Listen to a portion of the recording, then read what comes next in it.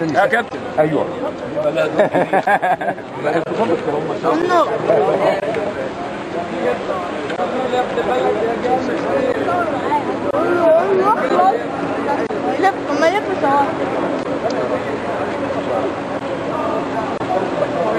يلا يا عم يلا.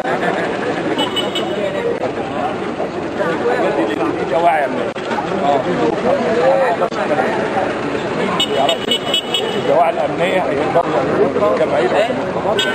هي دي هو ده الفيصل، لكن انا ما اقدرش اتكلم في حاجه انا ما عنديش فكره عنها. لا ده فنيا شايف لا فنيا ده لابد ان يكون في جماهير.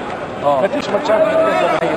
طب الماتشات اللي من غير جماهير زي التمرين زي مش هتدي حماس. هاني رمزي ممكن تكون في وعد ان انت تتفعل ثواني شباب. في وقت هتكلم معاك. طب انا رمزي عمر كابتن الشناوي ولعب لعيبه النادي الاهلي النهارده وما عادش لعيبه النادي. ما دي بقى اللي هيرجع التعاطف تاني. ده اللي هيرجع التعاطف تاني. هو يبعت لعيبه الاهلي وما يبعتش لعيبه الزمالك، يعني دي هيرجع التعاطف تاني بعد ما الامور بقت بين جماهير الزمالك وجماهير الاهلي ومجالس الادارات واللعيبه مع بعضها وبتاع، بدات الامور ترجع كما كانت. هذه الحاجه الحلوه الجميله في جماهيرنا. الشكل اللي بيعمله هاني رمزي هيرجع التعاطف تاني.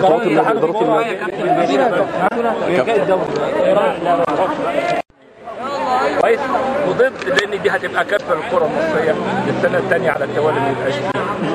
كارثه هي لقمه العيش دي لملايين الملايين، وكارثه لمنتخب مصر، وكارثه للفرق اللي بتلعب في افريقيا زي الزمالك والاهلي وهكذا.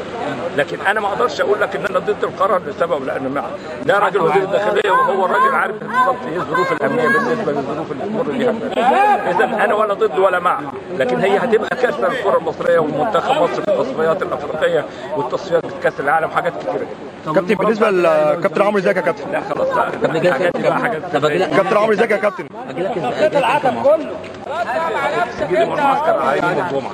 انت عامل كابتن عمرو زكي هيلحق ماتش؟ كابتن عمرو زكي هيلحق ماتش ان شاء الله باذن الله.